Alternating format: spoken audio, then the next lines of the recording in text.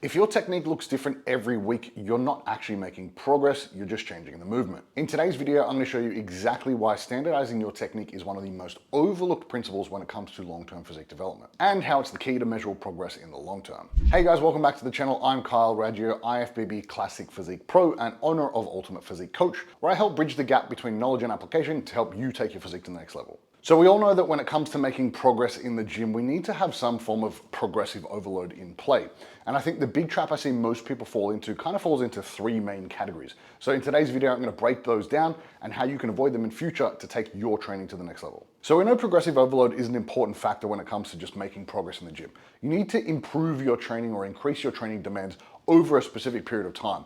And I think the number one trap that I see most people fall into, and this is the first point I want to bring up, is just lifting too heavy. I think most people are caught in the trap of thinking that like progressive overload just means lifting heavier, when in reality, there's a bunch of research out there looking at different rep ranges, different load ranges for building muscle, and it's largely irrelevant how heavy you lift. You can train anywhere up to like 30, 50 reps and all the way down into like the 3 rep range with a variety of different intensities or percentages of 1 rep max, and they all kind of build muscle. They're all just very context specific and you need to kind of have some considerations for each, but in reality, we can train anywhere between like about 35% of your 1RM all the way up to about 80-85% of your 1RM, and that kind of falls between like the 3 and 50 rep range. So it doesn't really matter is the point I want to get across.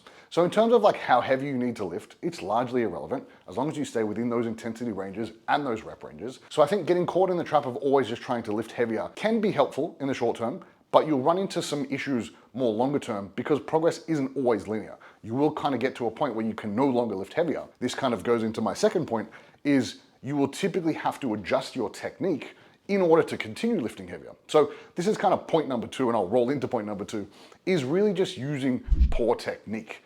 And I think this is more often than not people just not having an idea of the things they're trying to achieve. So when we're looking at like execution for a specific movement, we want to think about a couple of things. The main one being, what is the muscle that I'm trying to train? So if we're using the pecs as the example, and we're doing a dumbbell bench press, the goal is to train the pecs. It's not to just do a press and lift as heavy as we can. So we want to really have like a high level of intent, a high level of mind-muscle connection to the actual muscle that we're trying to grow, and we want to give meaningful stimulus to that muscle. When we do that, we need to have a level of technique or execution that allows us to do that. So by kind of jerking around, bouncing the dumbbells up and down, changing our technique and just using overall crappy technique, we're not actually driving as much stimulus as we could to that specific muscle group had we really nailed our technique and just really locked in, standardized our range of motion so that we can get a bunch of stimulus to that particular muscle group. And point number 3, to kind of wrap this all together, is just obsessing over the numbers. And I mentioned that previously for point number 1. It's really a case of us finding ways that we can progress our training in the long term without obsessing over numbers. And I think I guess the point that I wanted to bring up with this specific video is all of these kind of issues are all intertwined, because if your technique sucks and you're trying to lift heavy and using a poor range of motion and you're doing all these things kind of like without thinking about it, it's really the reason that most people don't see progress in the gym. So when we see people like obsessing over numbers and they're just trying to always lift heavier, they're always just trying to beat the logbook, it tends to lead to crappy technique, it tends to lead to poor stimulus to the muscle group, and it tends to just lead to overall less stimulus to the muscles you're trying to grow. And typically what I see is those types of people don't actually make any meaningful progress when it comes to long-term physique development. So with all that out of the way, I want to give you guys some practical tips that you can take away in order to kind of implement it into your own training to get the most out of your training so that you do actually see progress. Point number 1 is, when we think about starting a training program, start out a little bit lighter. There is no benefit to you just lifting really, really heavy out of the gate so that like weeks 2, 3, 4 and onwards, you can't even lift any heavier because you kind of maxed out in week 1. So what we know about training is like, it's not about a specific bout of training. So it's not about how heavy you can lift in like one session and, oh, I made all these gains. It's kind of the cumulative effect over time. So when we're looking at a training program, we want to think about how can I sustain a level of progression for as long as humanly possible. And for me personally, for all my clients, we typically run programs 4, 6, 8, 10, even 12 weeks before we make any changes. Because if we're making progressions every single week, the training is working. And this is a real good thing that most people kind of miss when it comes to actually having productive training, is they just chop and change their program, they try and lift heavier for a couple of weeks, they stall out, and then they just delete those movements or start a new program or what have you.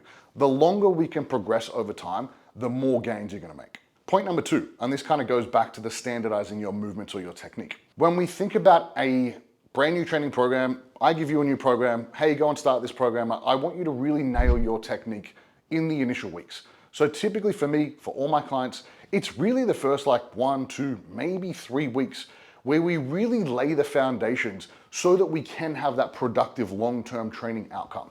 And this generally means, like I said, all of these points kind of like intertwine, is if we start a little bit lighter and then we nail our execution, we can really create that long-term runway for progression. So again, I see this all too often. People just start their program really, really heavy. They kind of use crappy technique and they don't really have any standards for their movements and they just stall out super quick. So what do I mean by standardizing your technique? It really just gives you a hard and fast rule to live by when it comes to like executing new movements. So let's just say, for example, you've got some new movements in a program, you've never done them before, you want to figure out the best way to do that movement. So if you use leg press, for example, you haven't done leg press for a couple of weeks, it's now in your program, it would feel kind of weird going into the session and doing leg press for the first time. So trying to lift really, really heavy for an exercise that you have like no sort of, I guess, understanding or you haven't used it for a while, it feels kind of weird. You might get injured, your technique might just start breaking down, and then it's just going to become less effective over time. So I think when we standardize that range of motion, I really think about how can I have a defined start point, a defined end point, how can I create as much stimulus to that target muscle as possible in order to progress it in the long run. And point number three, the final point that I want to bring up is looking at the bigger picture. I think far too many people get caught in the trap of just looking at like one session or maybe 1 or 2 weeks into the future, and they've got no real like plan for the long term. When it comes to actually building muscle, it takes a long time. So having a plan in place that allows you to progress for long periods of time is the real key here. And I think the trap people kind of fall into is just trying to do too much too often, too early. And it's really just a case of trying to do too many exercises, lift too heavy, use crap technique, and then they just stall out. So when we look at that bigger picture, it's like, how can we progress our training over a much longer time period? And this generally means that progressions might not happen every week. It might happen every other week, and it might not always be load.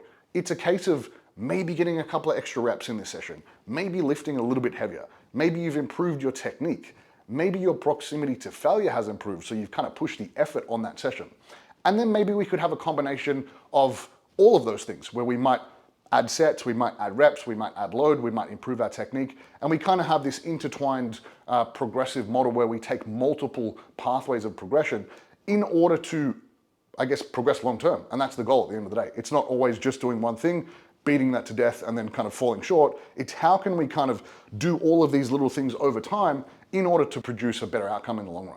All right, so to wrap it all up, if you are lifting too heavy or trying to lift too heavy all the time, just remember that hypertrophy occurs on a continuum of 5 all the way up to maybe 50 reps. So you can have a lot of leeway when it comes to how heavy you lift and how much you need to progress those loads over time. If your technique sucks, just look for opportunities to dial it back. And this is what I keep saying about standardizing your technique. Use the initial weeks of your program to really just fine-tune your movement patterns so you can drive as much stimulus to the target muscles that you're trying to grow. And lastly, if you're always obsessing over the numbers, just remember that there are many, many pathways that you can use to progress your training. It doesn't always need to be load. It can be load, it can be reps, it can be sets, it can be proximity to failure. It can be a bunch of different factors that you can kind of put all together to make long-term progressions that will ultimately help you improve your physique. So I hope that helped, guys. And if you do want any more information about coaching and education that you can use to help take your physique to the next level, click the link in the description box below. And until next time, guys, peace.